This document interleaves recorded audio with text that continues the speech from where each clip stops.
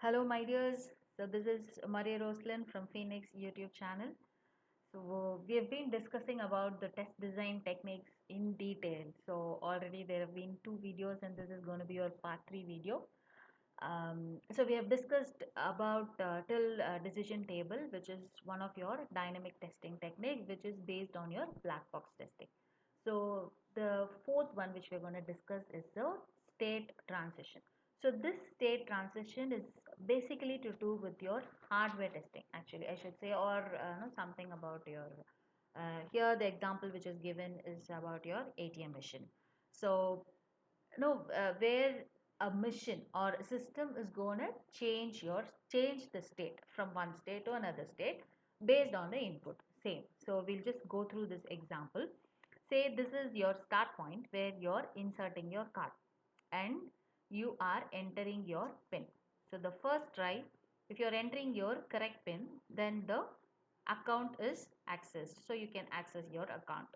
So say your pin is not okay, so then the system is moving from giving access to not giving access, correct? So the state is getting transferred. So next try, so it is allowing you to go for a next try. Even in your next try, if your pin is okay, if you're entering your correct pin, then you can access your account. Or else, even if that is not right, then it is moving on to give you a third try. So even in third try, if your pin is okay, then you're happy. Thank God your pin was okay and you are able to access your account. But even then, if your pin is not okay, then it is going to block your card. Correct? So this is something that is explained with the ATM machine. So this is how a machine or a system is moving from one state to another state based on the input that you're giving. So if you're going to handle something like that, then your state transition test technique design should be used to design your test cases. I forgot to mention this use case testing as one of the types in your black box testing. So, apologies for that. So, this is the fifth type of black box testing type, which is your use case testing. Use case testing is nothing. It is the actual relationship or actual actions that takes place between the user and the system. Say, imagine you can even take that ATM machine itself as an example. Okay, say where you're going to insert the card. So the user is inserting the card, then the user is entering the pin, then the user is entering the second pin. Now say the pin is okay, then the user is entering the amount which he wants to withdraw. So from the user's perspective, if you're going to explain this particular scenario, it is always the action that is done by the user. Or even, let's take an example of a login screen. The user is going to enter the username, user is going to enter the password, user is going to go and click on the login button. The system is going to give you the access for the website. So it is all in terms of the action that is performed by the user. So most of your, or I should say your scenarios that you're going to explain, or your test cases that you're going to explain, or all will be based on this use case testing only. So what is the actual scenario will be the action that is performed by the user, because after all we are developing a software to be used by the users, correct? So that will be your use case testing. Do not worry if you're not able to catch up with all those things, because I'm going to show you how you can design your test cases based on all these techniques. We'll have at least one or two examples. So as of now, you can just get the crux of what is actually being done. Next is your white box testing, or I should say this is one of the types. The types of testing, we have a number of testing types, so we can discuss everything in detail. But when it comes your design techniques, what is a white box testing? White box testing is that the tester should be in a position to understand the coding structure well. Okay, now that is where we have the white box testers separately, because they will be definitely more exposed to the coding standards than your black box tester. So black box testers are considered only about the functionalities or the use cases, but the white box testers will be more considered about your coding structure. So it is called as your white box testing or your glass box testing technique. So how it is actually working, how the coding has been implemented. The white box testing is also called as your structure based technique, fine. because it is more to do with your coding structure. So in that you have your test coverage measurement and your structural test case design. So we do this white box technique, we include this as a part of test design technique because we need to know how much test coverage has been taking place and your structural test case design. Based on that, you're going to design your test cases. Structure based test design techniques are a good way of generating additional test cases. Say, so far we have done all that, okay, we have considered the static data, we have gone through all these walkthroughs, reviews and all, so your basic documents are all correct, and based on that you have started creating your test scenarios, your test cases, with your functionality knowledge. Say the black box testing, you have considered your equivalence partitioning, boundary value analysis, your state transition, all those things, and you have consolidated the test cases. In addition to this, if you want to dig in more, then you will go on for your structure based testing technique. So this is the formula for your test coverage. So the test coverage is going to show you like how much of coding or how much of codes you have covered in for this testing, because there might be a chance of missing out few functionalities. So this particular formula will help you like how much have been covered. So this is the number of coverage items exercised, or meanings to say it has been implemented by the total number of coverage items. Where do you get this total number of coverage items? It is basically from your white box understanding, basically about your coding understanding, because the developers can give you more input on what and all have been coded. So the total number you have, and you know what you have covered from your test cases into your 100 will give you the coverage percentage. So you will know like how much is yet to be covered. So there are three types of coverage.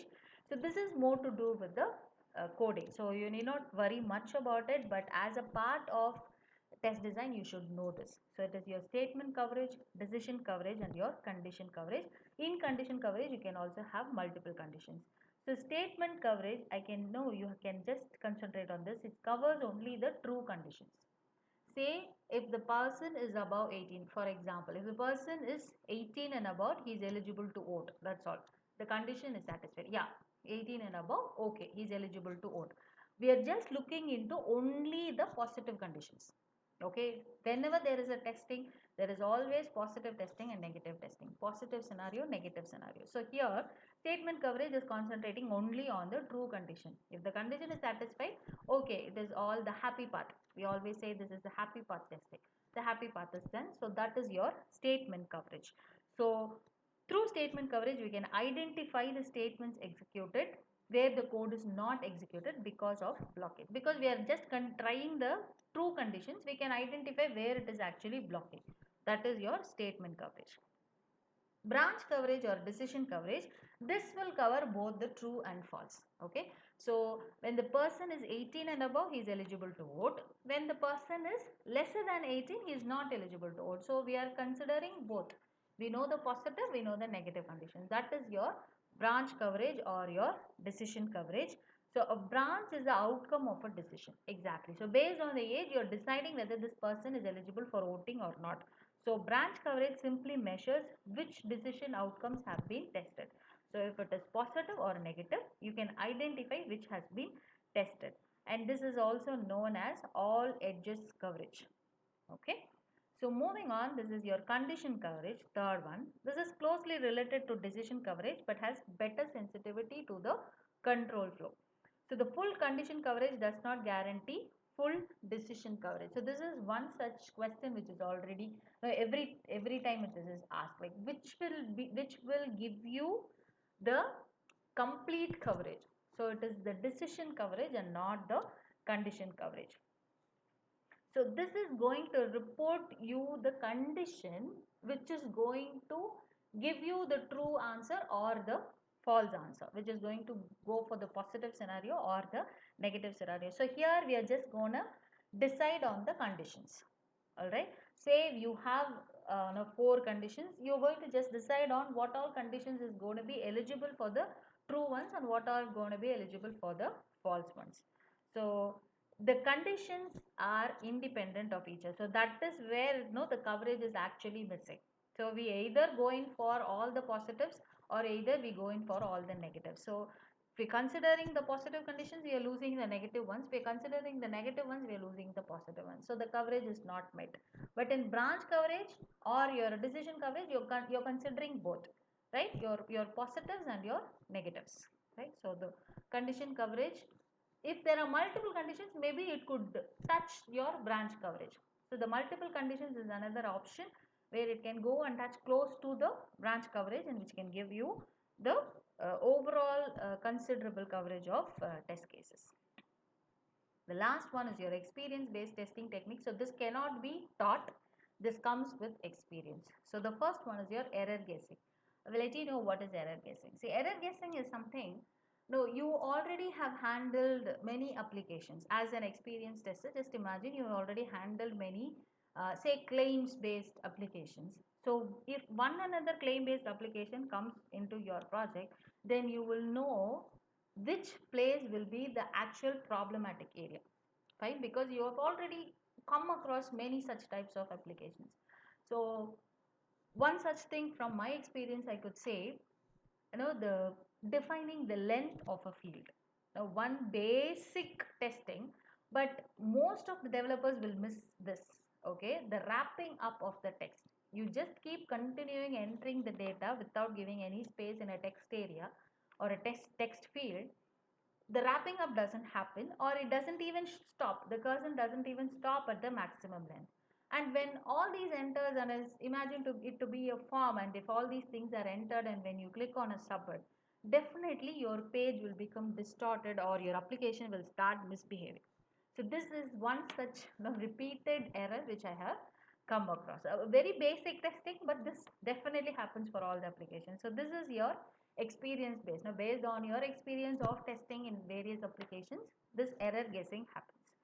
Second one is your exploratory testing, where you're not constraining yourself to test only one module or a second module, which is which your developer has asked to, or which is only in scope.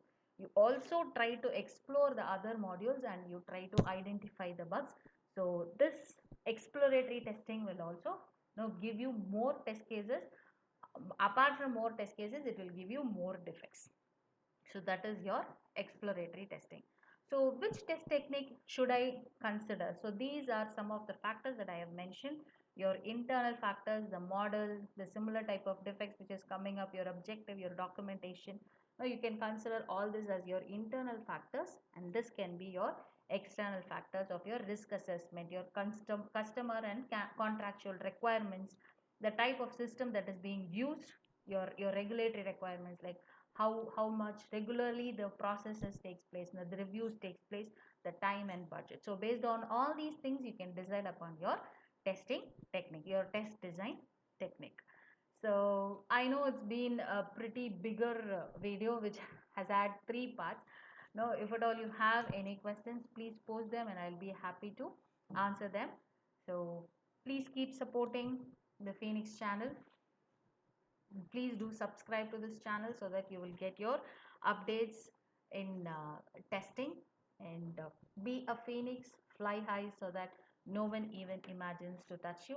Thank you so much for listening to this video so patiently. Have a great day.